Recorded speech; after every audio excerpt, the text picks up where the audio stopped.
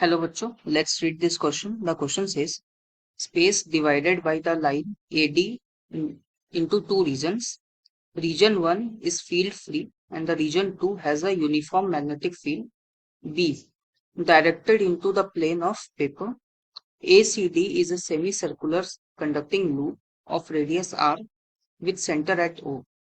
The plane of the loop being in the plane of the paper, the loop is now made to rotate with a constant angular velocity omega about an axis passing through O and perpendicular to the plane of the paper. The effective resistance of the loop is R. So A, obtain an expression for the magnitude of the induced current in the loop. B, show the direction of the current when the loop is entering into the region 2. And third, plot a graph between the induced current and the time of rotation of for two period of rotation. So इस question को solve करने के लिए जो main की concept use हो रहा है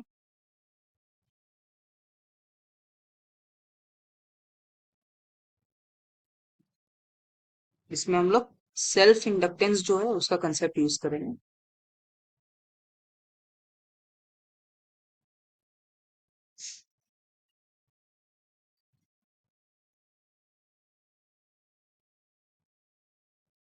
सो हमें पता है कि ईएमएफ जो होता है ई इक्वल टू ये होता है minus of D five by D T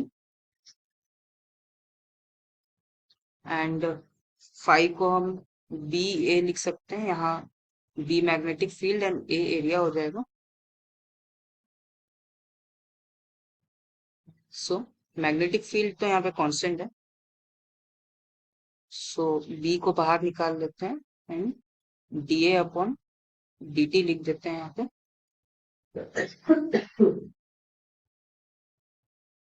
so area जो हो जाएगा सपोज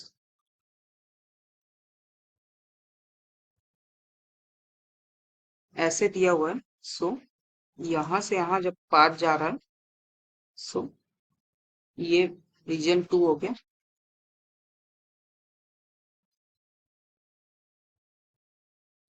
ये डिस्टेंस को हम आर लेना है. ये स्मॉल एंगल थीटा हो गया एंड ये आर थीटा हो गया ये वाला ऊपर वाला डिस्टेंस.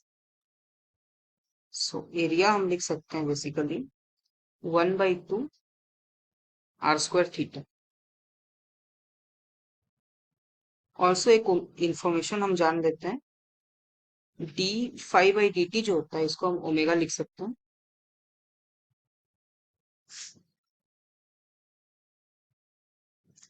सो वापस आते हैं ईएमएफ वाली इक्वेशन पर. So E equal to minus B into D upon D T यहाँ ब्रैकेट में हाफ आर स्क्वायर थीटा. इसको सॉल्व करेंगे तो हमें मिलेगा minus of B into R square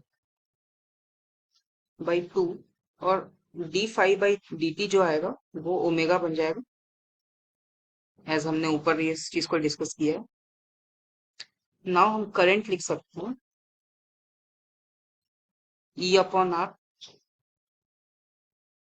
तो बस वैल्यूज को सब्स्टिट्यूट करेंगे तो आएगा हमारे पास B R square omega by 2r. और इसको मॉड ले लेते हैं बेसिकली हम लोग. मॉड ले लेंगे तो माइनस साइन हट जाएगा बचेगा B R square omega upon 2r. So यहाँ से करंट इन द लूप का जो एक्सप्रेशन है वो तो आ गया. सो ए पार्ट का आंसर आ चुका है. बी पार्ट के लिए मैग्नेटिक फील्ड जो है ये हमारा बेसिकली इनटू द प्लेन है. सो यहाँ से हमें ये पता चलेगा कि डायरेक्शन ऑफ करंट जो है ये बेसिकली थंब रूल के अकॉर्डिंग ये एंटी क्लॉकवाइज डायरेक्शन में हो जाएगा. ए सी डब्ल्यू एंटी क्लॉकवाइज. सो बी पार्ट का भी आंसर आ गया. एंड सी पार्ट में हमें ग्राफ प्लॉट करने बोला गया है between induced current and the line of rotation. Time of rotation basically. तो सबसे पहले दो एक्सिस बना लेते हैं। हाँ, तो ग्राफ हमारा कुछ ऐसा आ रहा होगा।